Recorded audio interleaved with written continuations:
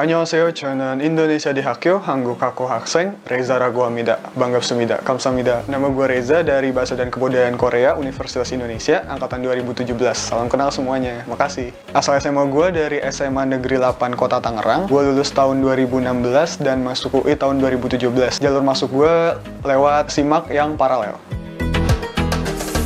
Alasannya ini sebenarnya panjang sih ya. Jadi dulu tuh gue pengen banget masuk hubungan internasional. Terus udah dicoba di SBMPTN dan nyoba lagi di SIMAK, tapi dua-duanya nggak lulus. Malah kenanya di SIMAK, waktu itu Bahasa dan Kebudayaan Korea itu pilihan kedua gue. Dan kenapa gue pilih Bahasa dan Kebudayaan Korea bukan sastra-sastra yang lain gitu di FIB? Karena Korea itu menurut gue unik banget. Korea adalah satu-satunya negara yang statusnya masih dalam perang. Dan gue mikir dari situ kayak, wah ini pasti banyak banget yang bisa dikaji. Ini menarik banget, kok bisa gitu. Korea yang statusnya masih dalam keadaan perang, tapi dia bisa terhitung lebih maju daripada Indonesia. Mata kuliahnya, jadi gue tuh bener-bener nggak tahu apa-apa ya, dari nol banget masuk jurusan ini. Dan yang pertama kali banget kita pelajarin itu adalah tentu saja bahasanya. Semester 1 kita belajar nulis huruf, nulis percakapan sehari-hari, terus grammar. Seterusnya makin sulit. Jadi kelas bahasa Korea itu ada bahasa Korea 1 sampai bahasa Korea 6. Di semester 1 yang beda dari jurusan lain kira-kira kayak gitu. Karena sisanya kayak MPKTA, MPKTB sama kan ya, sama fakultas lain dan jurusan lain. Selain bahasa, banyak sih sebenarnya. Kalau yang di semester 1 itu belajar budaya dulu. Misalnya salam tuh gimana, salam tuh harus membungkuk kayak gini, atau masuk ke dalam ruangan itu siapa yang lebih dulu, atau kalau ke atasan itu panggilannya apa, itu kira-kira gitu. Jadi yang awal-awal banget kita belajar budaya, ada kelas budaya namanya. Kebanyakan jurnal dari bahasa Korea, sisanya bahasa Inggris, atau ada juga yang mungkin udah ditranslate jadi bahasa Indonesia. Sumber jurnalnya dari bahasa Korea itu pertama untuk melatih baca kita, dan kedua, tulisan itu udah pasti dari perspektif orang Korea. Jadi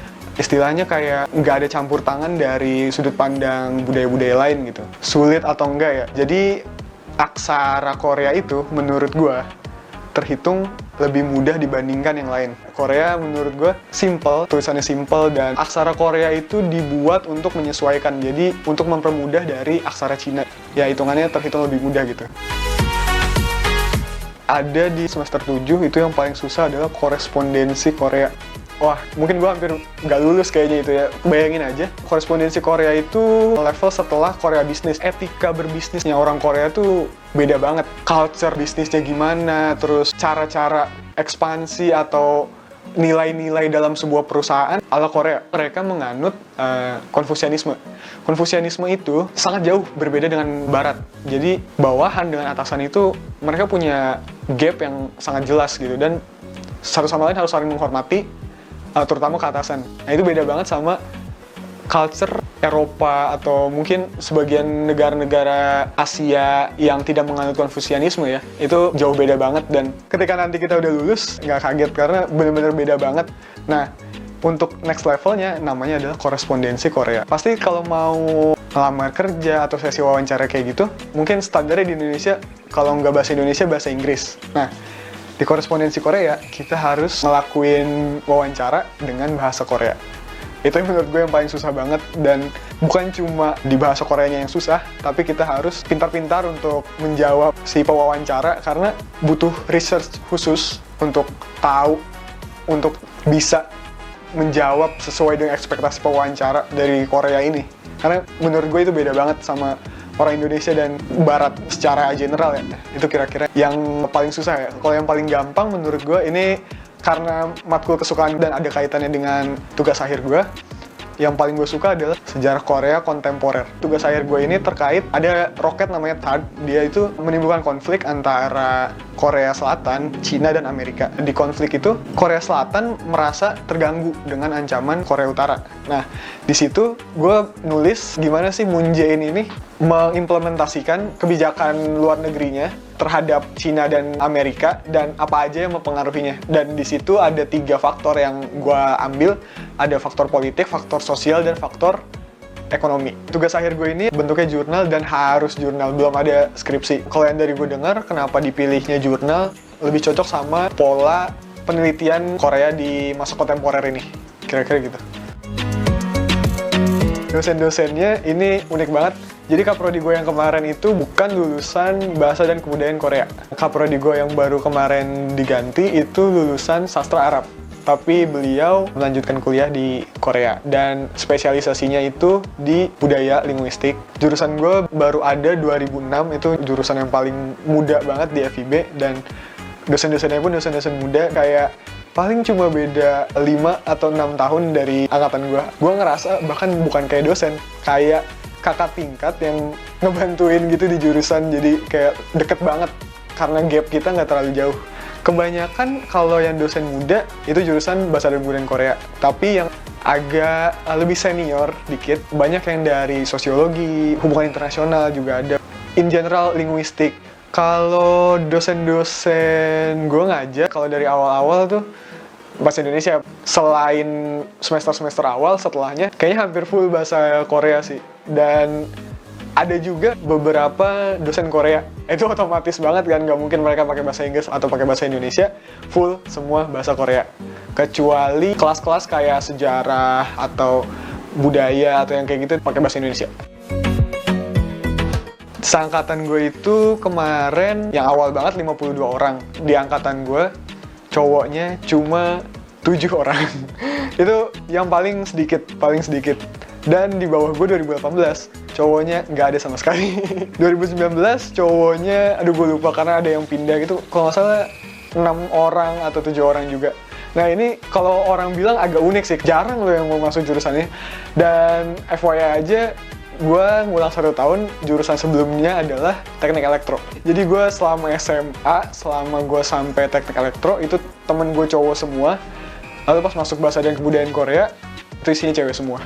Dan ini menurut gue keluar dari zona nyaman sih. Kayak gue biasa di tongkrongan cowok, suasana mainnya beda gitu. Kayak lingkungan baru tuh kayak gini ternyata ya. Dan asik juga. Kalau untuk komposisi yang Jabodetabek sama orang daerah, kayaknya komposisinya sama deh. Dan banyak banget temen-temen gue yang dari Sulawesi, dari Jambi, dari Sumatera, dari Banyuwangi itu juga ada. Itu mereka jauh-jauh banget pokoknya. Pengalaman dari maba sampai sekarang nih ya, gue lebih suka kayak culture exchange, terus sejarah, terus gue seneng banget ketemu orang-orang dari berbagai macam background gitu. Jadi dari awal itu gue udah ikut kegiatan wajib di jurusan gue namanya Pacific Asia Society. Jadi itu volunteer gitu, mahasiswa Korea volunteer untuk kegiatan pertukaran budaya ke jurusan gue. Dan kita juga ngajarin mereka budaya Indonesia, itu yang wajibnya. Itu seru banget karena ngelatih gue banget bahasa Korea. Mereka full nggak bisa bahasa Inggris dan bahasa Indonesia tentunya ya. Jadi gue mesti full ngomong bahasa Korea, walaupun terbata-bata. Dan itu overall seru banget. Kita jadi ngerasain langsung pertukaran budaya, nggak lihat dari media, nggak lihat dari apa, tapi ngerasain langsung dan ikut andil di bagian itu gitu. Gue aktif juga di PR, dan gue bagian dari Biro Hubungan Masyarakat BEM FIB UI. Dan di situ gue banyak banget ngikutin proyek-proyek di divisi humasnya. Pengalaman gue MC atau moderator itu ada beberapa, dan di jurusan gue itu ada namanya kelas pengajian drama. Nah di situ kebetulan gue ditunjuk sama kaprodi gue buat bikin proyek namanya Drakorlogi, itu ngomongin soal Korean drama in academic view.